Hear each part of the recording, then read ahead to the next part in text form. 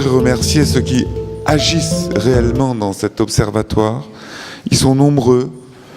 J'ai une pensée particulière pour ma sœur Marie, qui a été à l'origine de beaucoup de choses, mais qui ne peut pas être là aujourd'hui et qui aimerait bien être ici.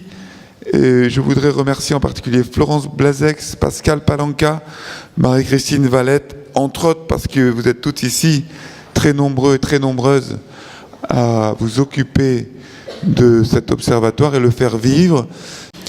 C'est pas facile du tout. On est observé de partout. J'ai la chance d'avoir, vous savez qu'il y a 37 facultés de médecine en France. Le président de la conférence des doyens actuelle, c'est le professeur Jean Sibilia, qui est rhumatologue à Strasbourg, qui est doyen de la fac de Strasbourg, et qui est très sensible à ce mouvement aussi. Il est pour un établissement officiel de la médecine intégrative dans les facultés françaises. C'est difficile à obtenir parce que pendant des années, ces deux médecines ont été, on va dire, face à face, avec dans chaque camp des intégristes, des extrémistes, et comme toujours, quand on laisse le pouvoir et la parole aux extrêmes, c'est compliqué, mais il y a beaucoup de modérés, beaucoup de gens ouverts d'esprit, la majorité, espérons-le, arriver à une médecine intégrative qui n'oppose pas l'une médecine avec l'autre. Tous les gens qui sont passés par la médecine conventionnelle et pour lesquels ça s'est bien passé savent à quel point c'est important d'avoir un diagnostic, un traitement. Et tous les gens qui ont ressenti un bien-être avec la médecine non conventionnelle savent aussi à quel point c'est important. Il ne faut surtout pas les opposer. Surtout pas, mais c'est difficile parce que on se heurte à des dogmatismes dans un camp comme dans l'autre. Et le rôle de l'université, c'est de lutter contre les dogmes et d'apporter la méthode scientifique qui permet d'évaluer les pratiques. C'est aussi simple que ça. Mais dès qu'on a une opposition dogmatique, comme souvent, c'est difficile à combattre. Voilà le message que je voulais faire passer. Alors aujourd'hui, c'est le psychotrauma, vaste domaine.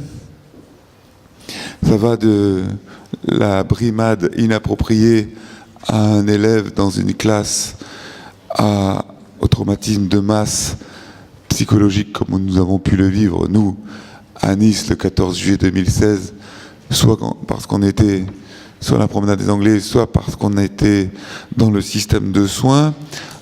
Il y a beaucoup de traumas, des séparations, au divorce, en passant par les échecs, à la perte de proches. C'est une notion extrêmement complexe, le psychotraumatisme. Moi, je ne suis absolument pas expert en tant que chirurgien digestif, mais je suis extrêmement intéressé parce que ça touche tout le monde à un moment de sa vie. Et là aussi, les approches conventionnelles, avec la médecine basée sur l'épreuve, incarnée par les représentants de l'université, le professeur Michel Benoît, qui est professeur de psychiatrie, et la médecine non conventionnelle, avec tout ce qu'elle peut apporter. Vous allez avoir des ateliers. Moi, je suis extrêmement fier de ce qui se passe ici. Je vous souhaite la bienvenue. J'espère que vous allez passer un bon moment. Et je vous dis à tout à l'heure, bonne journée et bon congrès. Merci à tous les organisateurs. Merci.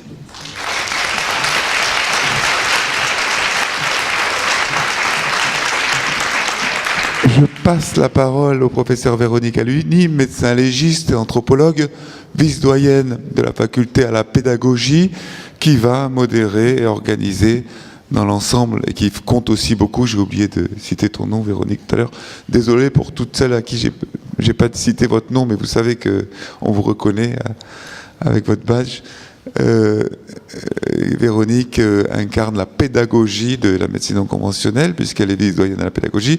À toi d'organiser cette première session. Merci, monsieur le doyen.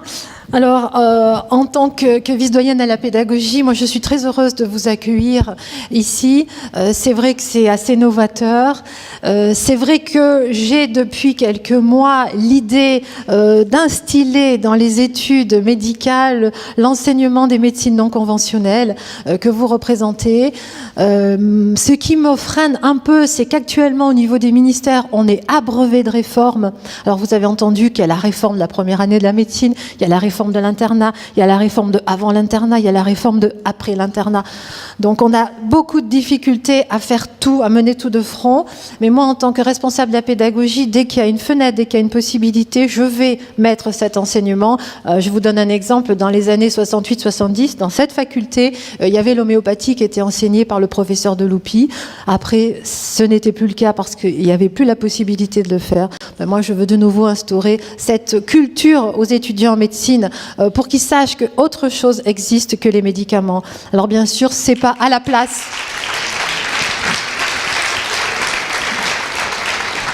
Merci, c'est pas à la place, mais c'est en accompagnement. Concernant ce congrès, moi je tenais sincèrement à remercier toute l'équipe de l'Observatoire des médecines non conventionnelles, équipe qui s'est beaucoup investie, qui a passé beaucoup de temps pour pouvoir nous offrir ce congrès aujourd'hui. Donc merci à toutes. Et concernant le thème qui a été choisi, c'est pas innocent. Puisque nous avons tous beaucoup souffert des attentats du 14 juillet. Et là, c'est plus en tant que vice-doyenne à la pédagogie que je vous parle, mais en tant que médecin légiste, parce que nous avons reçu peut-être 1000 victimes dans le service souffrant d'un psychotraumatisme lié à ces attentats. Et on s'est rendu compte à quel point on avait besoin de vous. Et on avait besoin de toutes les aides possibles pour aider les gens à sortir de leur souffrance. Donc je crois que l'objet de ce congrès est parfaitement adapté à ce qu'a vécu Nice et de toute façon adapté à toutes les personnes que nous sommes. Donc nous allons ouvrir ce congrès. Nous allons commencer par un cadeau que va nous offrir Alain Percival. C'est une séance de méditation collective pour nous mettre dans l'ambiance. Donc je laisse la parole à Alain. Je vous remercie.